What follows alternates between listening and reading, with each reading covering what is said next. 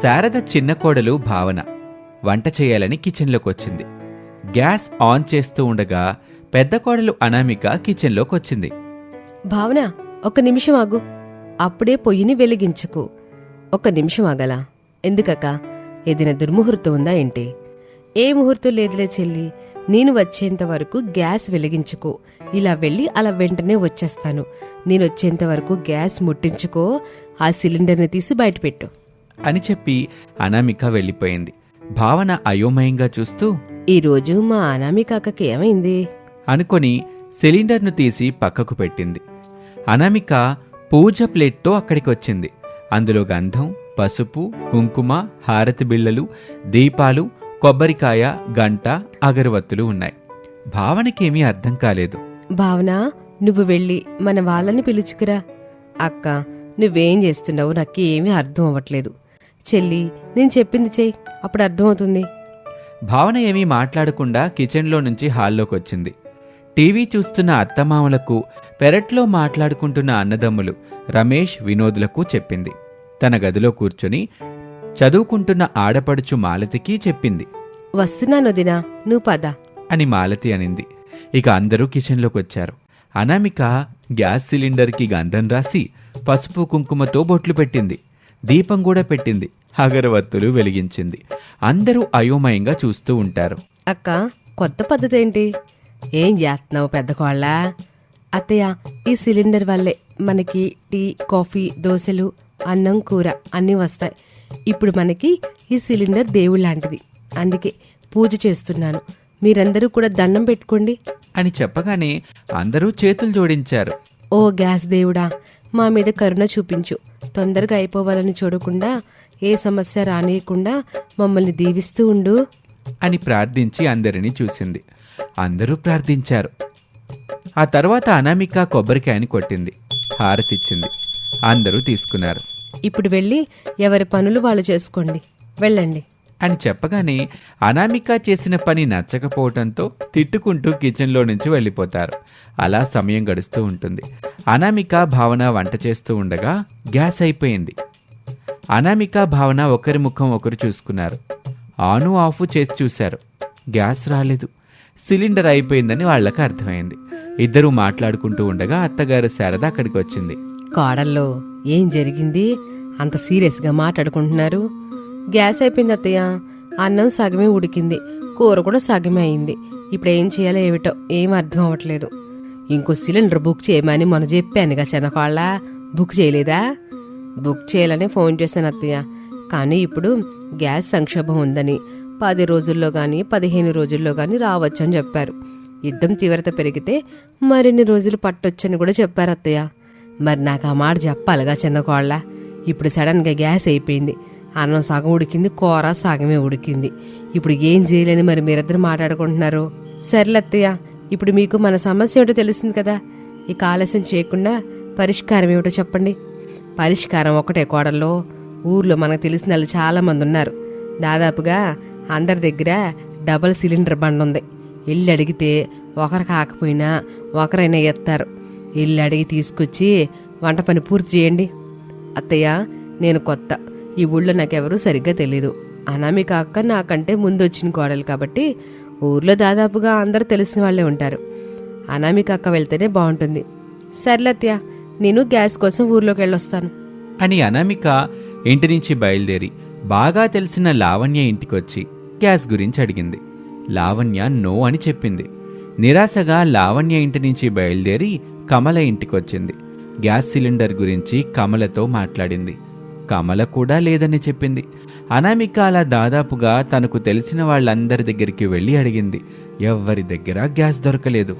Gas కోసం ఇంత కష్టపడాల్సి వస్తుందని ఎప్పుడూ అనుకోలేదు. ఎవరిని అడిగినా ఎవరు గ్యాస్ సిలిండర్ ఇవ్వట్లా. ఏం చేయాలో ఏమో అని అనుకుంటూ బాధగా కాళ్ల నొప్పులతో ఇంటికొచ్చింది అనామిక. భావనకి, శారదకి దిగులు ముఖంతో వచ్చిన అనామికను చూడగానే గ్యాస్ సిలిండర్ దొరకలేదనే విషయం అర్థమైంది. పెద్ద కోళ్ళ, ఇప్పుడు మన వంట పరిస్థితి ఏమిటి? అత్తయ్య, తమరు సుభద్ర ఇంటికెళ్ళి సిలిండర్ అడగాలి, తప్పదు. అసలే ఆ సుభద్రకే నాకు పడద కోళ్ళ. నేనెళ్ళి ఏ మొహం పెట్టుకుని ఆ గ్యాస్ సిలిండర్ ఉంటే ఇవ్వు సుభద్ర, మా సిలిండర్ రాగానే ఎత్తానని ఎట్ట అడుగుతా చెప్పు? అత్తయ్య ఇదేమో కొంత వెళ్ళండి, ఇదే నోటితో అడగండి. శారద కోపంగా చూసింది. భావన తలదించుకు అత్తయ్య ఆలస్యం చేయకుండా వెళ్ళండి. మళ్ళీ ఆ సుభద్ర పిన్ని పని మీద టౌన్కి గనక వెళితే సాయంత్రం వరకు రాదు. అప్పటి వరకు మనం ఆకలితోటి ఉండాలి. సర్లే, నేను వెళ్ళి అడిగి తీసుకొస్తాను, తప్పదుగా మరి అని శారద ఇంటి నుంచి బయలుదేరి సుభద్ర ఇంటికొచ్చింది. సుభద్ర శారదను చూసి వెటకారంగా, ఏం శారదా వదినా, దారి తప్పేసి మా ఇంటికొచ్చావు? దారి తప్పు కాదులే సుభద్ర, నీ ఇంటిని ఎత్తుక్కుంటానే వచ్చా. నాకు గ్యాస్ సిలిండర్ కావాలి. నీ దగ్గర ఎప్పటికీ ఒక గ్యాస్ సిలిండర్ ఉంటుందిగా. ఉందొదినా, కానీ నేను ఇవ్వను. నాది కూడా పెద్ద కుటుంబమే కదా. అసలే గ్యాస్ సంక్షోభం నడుస్తుంది, ఏవేవో వార్తలు నడుస్తున్నాయి. నేను ఇవ్వను వదినా. ఒకప్పుడు గ్యాస్ కోసం నా ఇంటికి వచ్చినప్పుడు నేను చేసిన హేళన్ని మనసులో పెట్టుకోకు సుభద్ర. అప్పుడు జరిగిన దానికి ఇప్పుడు మన్నించమని అడుగుతున్నానులే. భలే దాని వదినా, నేనేమీ మనసులో పెట్టుకోలేదు అని చెప్పగానే శారద నిరాశతో ఇంటికొచ్చింది. గ్యాస్ దొరకలేదని కోడళ్ళిద్దరికీ అర్థమైంది. ఈరోజు మనం సగం సగం ఉడికిన అన్నం కూరలు తిందాం. కూర్చోండి, అందరికీ వడ్డిస్తాను. అలా ఏం వద్దులే, మా కాలంలో ఇట్లాంటివి చాలాసార్లు జరిగాయి. అప్పుడు మేము మట్టి చుల్లా వేసుకుని వంట చేసేవాళ్ళం అని చెప్పింది శారద. అనామిక ఆశ్చర్యంగా, అత్తయ్య నిజంగా మట్టి చుల్లా మీద వంట చేశారా అని అడిగింది. అవును కోళ్ళ, ఇప్పుడు గ్యాస్ డబుల్ సిలిండర్ ఉంది. అప్పట్లో సింగిలే కదా, అయిపోయాక బుక్ చేసుకునేవాళ్ళం. అదేమో ఎప్పుడుకో వచ్చేది. మరి అప్పటి వరకు ఆకలితో బతకలేం కదమ్మా. అందుకే కట్టెలు తెచ్చుకొని చుల్లా వేసి అన్నం కూర అన్నీ చేసుకునేవాళ్ళం. అత్తయ్య, అక్క, ఈ మట్టి చుల్ల అంటే ఏమిటి? అసలు నాకు ఏమీ అర్థం అవ్వట్లేదు. చిన్న కోళ్ళ, మట్టి చుల్ల అంటే మట్టితో తయారు చేసే సాంప్రదాయ వంట పొయ్యి. అదే స్టవ్. మట్టి, పుల్లలో, గడ్డి లేదా బొగ్గుతో తయారు చేస్తారు. కట్టెలు, పశువుల ఎండిన పేడ, అదేనమ్మా పిడకలో, పుల్లలో వాడతాం. తక్కువ ఖర్చుతో తయారు చేసుకోవచ్చు. గ్యాస్ లేకపోయినా వంట చేసుకోవచ్చు. మట్టి పొయ్యి అంతేనా అత్తయ్య? అంతే చెల్లి, మట్టిపోయి. అయితే ఈరోజు మళ్ళీ మనం పాతకాలానికి వెళ్ళాలనుకుంటా. తప్పదు కదా చెల్లి, నువ్వు అడవికి వెళ్ళి కట్టెలు కొట్టుకురా, నేను వెళ్ళి ఎర్రమట్టి తీసుకొస్తాను. అత్తయ్య పొయ్యి తయారు చేస్తారు అని చెప్పింది. భావన గొడ్డలి తీసుకుని కట్టెల కోసం వెళ్ళింది. అనామిక బుట్ట తీసుకుని మట్టి కోసం వెళ్ళింది. శారద ఇంటి దగ్గర కోడళ్ల కోసం ఎదురు చూస్తూ ఉంటుంది. అలా సమయం గడుస్తూ ఉంటుంది. భావన కట్టెలు తెచ్చింది, అనామిక మట్టి తీసుకొచ్చింది. శారద మట్టి పొయ్యిని తయారు చేసింది. కట్టెలు పెట్టి వంట చేయటం మొదలుపెట్టింది. మొదట్లో చాలా పొగొచ్చింది. అనామిక కళ్ళల్లో నీళ్లు వచ్చాయి. అత్తయ్య, ఇది చాలా కష్టం అనిపిస్తుంది. కష్టమైన తప్పదు కోళ్ళ, నువ్వు అన్నం వండు, భావన కూర చేసుద్ది అని చెప్పింది. ఏదోలాగా కష్టపడి అనామిక అన్నం వండింది. భావన కూర చేసింది. వంట అయిపోయేలోపే ముగ్గురు పొగతో నలుపుగా మారిపోయారు. ఒకరినొకరు చూసి నవ్వుకున్నారు. ఇంతలో బయట నుంచి ప్రసాదు, రమేషు, వినోదు వచ్చారు.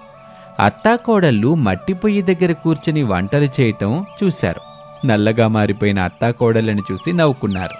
ప్రసాద్ ఆ సన్నివేశం చూసి బాగా నవ్వుకున్నాడు. ప్రసాద్కి అదంతా నచ్చింది. వారెవ్వా శారద, అత్తాకోడలు బలిగా ఉన్నారులే. ఎన్ని రోజులకి మన ఇంట్లో మట్టిపోయి వెలిగింది, మీరంతా నల్లగా మారారు. బాబు వినోదు, ఈ అత్తాకోడలని ఇట్టాగే ఫోటోలుది, ఇదొక మధుర జ్ఞాపకంగా మనకి మిగిలిపోద్ది. చేసిన హేళన చాలండి, వంట పూర్తయింది, ముఖాలు గడుక్కొని వస్తాం. అమ్మా, ఒక్క ఫోటో తీస్తాను, ఇది చూడండి అని చెప్పాడు.